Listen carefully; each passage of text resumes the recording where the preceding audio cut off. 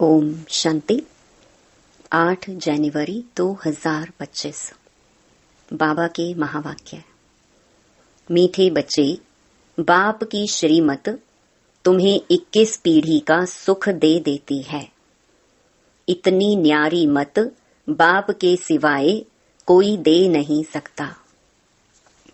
तुम श्रीमत पर चलते रहो। प्रश्न: अपने आप को राज तिलक देने का सहज पुरुषार्थ क्या है? उत्तर: पहला, अपने आप को राज तिलक देने के लिए बाप की जो शिक्षाएं मिलती हैं उन पर अच्छी रीति चलो। इसमें आशीर्वाद व कृपा की बात नहीं। दूसरा, फॉलो फादर करो, दूसरे को नहीं देखना है। मन मनाभव, इससे अपने को आपे ही तिलक मिलता है। पढ़ाई और याद की यात्रा से ही तुम बेगर टू प्रिंस बनते हो। गीत ओम नमो शिवाय। ओम शांति। जब बाप और दादा ओम शांति कहते हैं तो 2 बार भी कह सकते हैं, क्योंकि दोनों एक में हैं। एक है अव्यक्त, दूसरा है व्यक्त। दोनों इकट्ठा हैं। 2 का इकट्ठा आवाज भी होता है, अलग अलग भी हो सकता है। यह एक वंडर है। दुनिया में यह कोई नहीं जानते कि परमपिता परमात्मा इनके शरीर में बैठ ज्ञान सुनाते हैं। यह कहीं भी लिखा हुआ नहीं है। बाप ने कल्प पहले भी कहा था, अभी भी कहते हैं कि मैं इस साधारण तन में बहुत जन्मों के अंत में इनमें प्रवेश करता हूँ, इनका आधार लेता हूँ। गीता में कुछ न कुछ ऐसे वर्शंस हैं जो कुछ रियल भी हैं। यह रियल अक्षर हैं, मैं बहुत जन्मों के अंत में प्रवेश करता हूँ, जबकि यह वानप्रस्थ अवस्था में है। इनके लिए यह कहना ठीक है।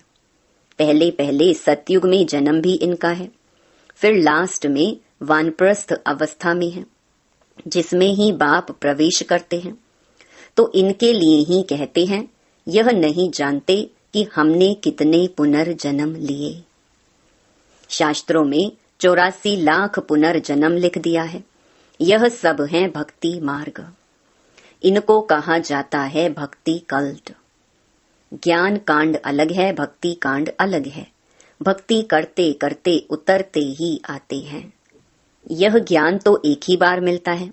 बाप एक ही बार सर्व की सद्गति करने आते हैं। बाबा आकर सबकी एक ही बार प्रारब्ध बनाते हैं भविष्य की। तुम पढ़ते ही हो भविष्य नई दुनिया के लिए। बाप आते ही हैं नई राजधानी स्थापन करने, इसीलिए इनको राजयोग कहा जाता है। इनका बहुत महत्व है। चाहते हैं भारत का प्राचीन राजयोग कोई सिखलावे, परंतु आजकल यह सन्यासी लोग बाहर जाकर कहते हैं कि हम प्राचीन राजयोग सिखलाने आए हैं। तो वह भी समझते हैं हम सीखें, क्योंकि समझते हैं योग से ही पैराडाइज स्थापन हुआ था। बाप समझाते हैं योग बल से तुम पैराडाइज के मालिक बनते हो। पैराडाइज स्थापन किया है बाप ने। कैसे स्थापन करते हैं वह नहीं जानते। यह राजयोग रूहानी बाप ही सिखलाते हैं, जिस्मानी कोई मनुष्य सिखला ना सके। आजकल एडल्ट्रेशन, करप्शन तो बहुत है ना। इसीलिए बाप ने कहा है, मैं पतितों को पावन बनाने वाला हूँ। जरूर फिर पतित बनाने वाला भी कोई होगा। अभी तुम जज करो, बरोबर ऐसे है ना। मैं ही आकर सभी वेदों शास्त्रों आदि का सार सुनाता हूँ। ज्ञान से तुमको 21 जन्मों का सुख मिलता है। भक्ति मार्ग में है अल्पकाल क्षण भंगुर सुख। यह है 21 पीढ़ी का सुख जो बाप ही देते हैं। बाप तुमको सद्गति देने के लिए जो श्रीमत देते हैं वह सबसे न्यारी है। यह बाप सबकी दिल लेने वाला है। जैसे वह जड़ दिलवाड़ा मंदिर है, यह फिर है चैतन्य दिलवाला मंदिर। एक्यूरेट तुम्हारी एक्टिविटी के ही चित्र बने हैं। इस समय तुम्हारी एक्टिविटी चल रही है। दिल वाला बाप मिला है, सर्व का सद्गति करने वाला, सर्व का दुख हरकर सुख देने वाला। कितना ऊंच ते ऊंच गाया हुआ है। ऊंच ते ऊंच है भगवान शिव की महिमा। भल चित्रों में शंकर आदि के आगे भी शिव का चित्र दिखाया है। वास्तव में देवताओं के आगे शिव का चित्र रखना तो निषेध है। वह तो भक्ति करते नहीं। भक्ति ना देवताएं करते, ना सन्यासी करते हैं। वह हैं ब्रह्म ज्ञानी, तत्व ज्ञानी। जैसे यह आकाश तत्व है, वैसे वह ब्रह्म तत्व है। वह बाप को तो याद करते नहीं, ना उनको यह महामंत्र मिलता है। यह महामंत्र बाप ही आकर संगम युग पर देते हैं। सर्व का सद्गति दाता बाप एक ही बार आकर मन मनाभव का मंत्र देते हैं। बाप कहते हैं, बच्चे, देह सहित देह के सब धर्म त्याग, अपने को अशरीरी आत्मा समझ मुझ बाप को याद करो। कितना सहज समझाते हैं। रावण राज्य के कारण तुम सब देह अभिमानी बने हो। अभी बाप तुमको आत्म अभिमानी बनाते हैं। अपने को आत्मा समझ मुझ बाप को याद करते रहो तो आत्मा में जो खाद पड़ी है वह निकल जाए। सतो प्रधान से सतो में आने से कलाएं कम होती है ना। सोने की भी कैरेट होती है ना। अभी तो कलयुग अंत में सोना देखने में भी नहीं आता। सतयुग में तो सोने के महल होते हैं। कितना रात दिन का फर्क है। उसका नाम ही है गोल्डन एजेड वर्ल्ड। वहां ईंट पत्थर आदि का काम नहीं होता। बिल्डिंग बनती है तो उसमें भी सोने चांदी के सिवाय और कीचड़ पट्टी नहीं होती। वहां साइंस से बहुत सुख है। यह भी ड्रामा बना हुआ है। इस समय साइंस घमंडी है। सतयुग में घमंडी नहीं कहेंगे। वहां तो साइंस से तुमको सुख मिलता है। यहाँ है अल्पकाल का सुख, फिर इससे ही बड़ा भारी दुख मिलता है। बॉम्ब्स आदि ये सब विनाश के लिए बनाते ही रहते हैं। बॉम्ब्स बनाने के लिए दूसरों को मना करते हैं, फिर खुद बनाते रहते। समझते भी हैं इन बॉम्ब्स से हमारी ही मौत होनी है, लेकिन फिर भी बनाते रहते हैं। तो बुद्धि मारी हुई है ना। यह सब ड्रामा में नूंद है। बनाने के सिवाय रह नहीं सकते। मनुष्य समझते हैं कि इन बॉम्ब्स से हमारा ही मौत होगा, परंतु पता नहीं कि कौन प्रेरित कर रहा है। हम बनाने बिगर रह नहीं सकते, जरूर बनाने ही पड़े। विनाश की भी ड्रामा में नूंद है। कितना भी भल कोई पीस प्राइज दे, परंतु पीस स्थापन करने वाला एक बाप ही है। शांति का सागर बाप ही शांति, सुख, पवित्रता का वर्षा देते हैं। सतयुग में है बेहद की संपत्ति। वहां तो दूध की नदियां बहती हैं।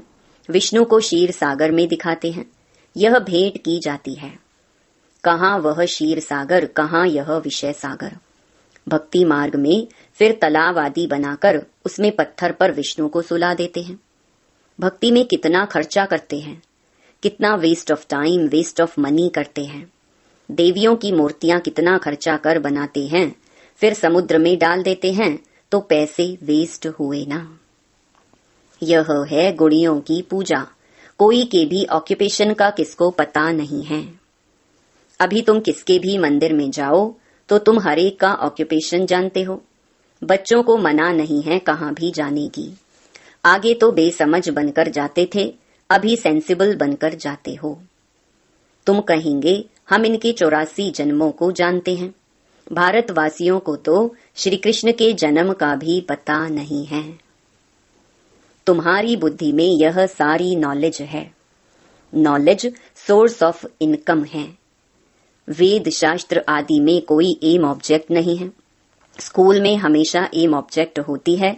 इस पढ़ाई से तुम कितने साहूकार बनते हो। ज्ञान से होती है सद्गति। इस नॉलेज से तुम संपत्तिवान बनते हो। तुम कोई भी मंदिर में जाएंगे तो झट समझेंगे यह किसका यादगार है। जैसे दिलवाड़ा मंदिर है, वह है जड़, यह है चैतन्य। हूबहू जैसे यहाँ झाड़ में दिखाया है, वैसा मंदिर बना हुआ है। नीचे तपस्या में बैठे हैं, ऊपर छत में सारा स्वर्ग है। बहुत खर्चे से बनाया हुआ है, यहाँ तो कुछ भी नहीं है। भारत 100% सॉल्वेंट पावन था। अभी भारत 100% इंसॉल्वेंट पतित है, क्योंकि यहाँ सब विकार से पैदा होते हैं। वहाँ गंदगी की बात नहीं होती। गरुड़ पुराण में रोचक बातें इसलिए लिखी हैं कि मनुष्य कुछ सुधरे, परंतु ड्रामा में मनुष्यों का सुधरना है नहीं।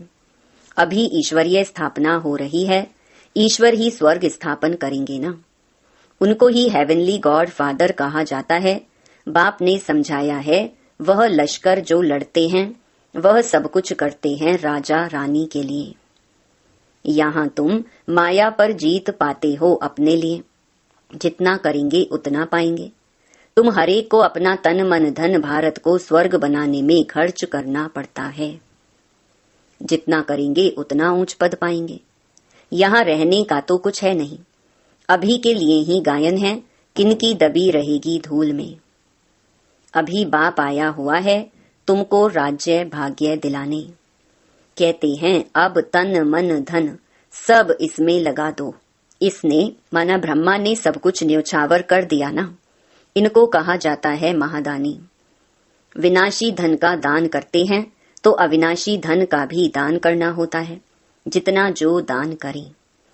नामी ग्रामी दानी होते हैं तो कहते हैं फलाना बड़ा फिलैंथ्रोपिस्ट था। नाम तो होता है ना, वो इनडायरेक्ट ईश्वर अर्थ करते हैं। राजाई नहीं स्थापन होती है। अभी तो राजाई स्थापन होती है, इसीलिए कंप्लीट फिलैंथ्रोपिस्ट बनना है। भक्ति मार्ग में गाते भी हैं, हम वारी जाएंगे। इसमें खर्चा कुछ नहीं है। गवर्नमेंट का कितना खर्चा होता है। यहाँ तुम जो कुछ करते हो अपने लिए, फिर चाहे 8 की माला में आओ, चाहे 108 में, चाहे 16,108 में, पास विद ऑनर बनना है। ऐसा योग कमाओ जो कर्मातीत अवस्था को पालो, फिर कोई सजा ना खाओ। तुम सब हो वॉरियर्स। तुम्हारी लड़ाई है रावण से, कोई मनुष्य से नहीं है। नापास होने के कारण 2 कला कम हो गई। त्रेता को 2 कला कम स्वर्ग कहेंगे। पुरुषार्थ तो करना चाहिए ना, बाप को पूरा फॉलो करने का। इसमें मन बुद्धि से सरेंडर होना होता है। बाबा यह सब कुछ आपका है। बाप कहेंगे यह सर्विस में लगाओ। मैं जो तुमको मत देता हूँ वह कार्य करो। यूनिवर्सिटी खोलो, सेंटर्स खोलो, बहुतों का कल्याण हो जाएगा। सिर्फ यह मैसेज देना है, बाप को याद करो और वर्षा लो। मैसेंजर पैगंबर तुम बच्चों को कहा जाता है। सबको यह मैसेज दो कि बाप ब्रह्मा द्वारा कहते हैं कि मुझे याद करो तो तुम्हारे विकर्म विनाश होंगे, जीवन मुक्ति मिल जाएगी। अभी हैं जीवन बंद, फिर जीवन मुक्त होंगे। बाप कहते हैं मैं भारत में ही आता हूँ।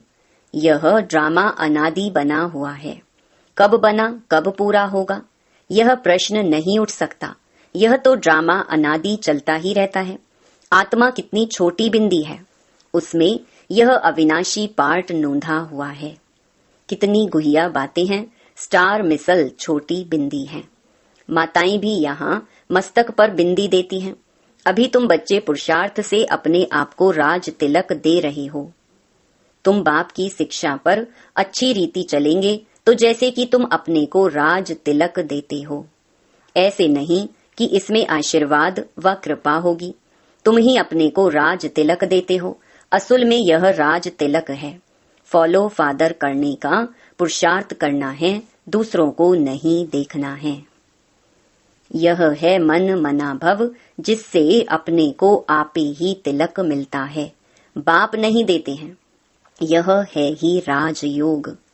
तुम बेगर टू प्रिंस बनते हो तो कितना अच्छा पुरुषार्थ करना चाहिए, फिर इनको भी फॉलो करना है। यह तो समझ की बात है ना। पढ़ाई से कमाई होती है, जितना जितना योग उतनी धारणा होगी। योग में ही मेहनत है, इसलिए भारत का राजयोग गाया हुआ है। बाकी गंगा स्नान करते करते तो आयु भी चली जाए तो भी पावन बन न सके। भक्ति मार्ग में ईश्वर अर्थ गरीबों को देते हैं। यहाँ फिर खुद ईश्वर आकर गरीबों को ही विश्व की बादशाही देते हैं। गरीब निवाज है ना। भारत जो 100% सॉल्वेंट था, वह इस समय 100% इनसॉल्वेंट है। दान हमेशा गरीबों को दिया जाता है। बाप कितना ऊंच बनाते हैं, ऐसे बाप को गाली देते हैं। बाप कहते हैं ऐसे जब ग्लानि करते हैं तब मुझे आना पड़ता है। यह भी ड्रामा बना हुआ है। यह बाप भी है, टीचर भी है। सिख लोग कहते हैं सतगुरु अकाल। बाकी भक्ति मार्ग के गुरु तो ढेर हैं। अकाल को तख्त सिर्फ यह मिलता है। तुम बच्चों का भी तख्त यूज करते हैं, कहते हैं मैं इनमें प्रवेश कर सबका कल्याण करता हूँ। इस समय इनका यह पाठ है। यह बड़ी समझने की बातें हैं, नया कोई समझ ना सके। अच्छा, मीठे मीठे सिकिलधे बच्चों प्रति माता पिता बाप दादा का याद प्यार और गुड मॉर्निंग। रूहानी बाप की रूहानी बच्चों को नमस्ते। धारणा के लिए मुख्य सार। पहला, अविनाशी ज्ञान धन का दान कर महादानी बनना है। जैसे ब्रह्मा बाप ने अपना सब कुछ इसमें लगा दिया, ऐसे फॉलो फादर कर राजाई में ऊंच पद लेना है। दूसरा, सजाओं से बचने के लिए ऐसा योग कमाना है जो कर्मातीत अवस्था को पाले। पास विद ऑनर बनने का पूरा पूरा पुरुषार्थ करना है, दूसरों को नहीं देखना है। वरदान, कड़े नियम और दृढ़ संकल्प द्वारा अलबेलेपन को समाप्त करने वाले ब्रह्मा बाप समान अथक भव। ब्रह्मा बाप समान अथक बनने के लिए अलबेलेपन को समाप्त करो। इसके लिए कोई कड़ा नियम बनाओ, दृढ़ संकल्प करो। अटेंशन रूपी चौकीदार सदा अलर्ट रहें तो अलबेलापन समाप्त हो जाएगा। पहले स्व के ऊपर मेहनत करो, फिर सेवा में, तब धरनी परिवर्तन होगी। अभी सिर्फ कर लेंगे, हो जाएगा। इस आराम के संकल्पों के डल्लप को छोड़ो। करना ही है। यह स्लोगन मस्तक में याद रहे तो परिवर्तन हो जाएगा। स्लोगन, समर्थ बोल की निशानी है जिस बोल में आत्मिक भाव और शुभ भावना हो। अपनी शक्तिशाली मनसा द्वारा सकाश देने की सेवा करो। जितना जितना समय समीप आता जा रहा है, उतना व्यर्थ संकल्प भी बढ़ रहे हैं, लेकिन यह चुकतू होने के लिए बाहर निकल रहे हैं। उन्हों का काम है आना और आपका काम है उड़ती कला द्वारा, सकाश द्वारा परिवर्तन करना। घबराओ नहीं, उसके सेक। अच्छा, ओम शांति।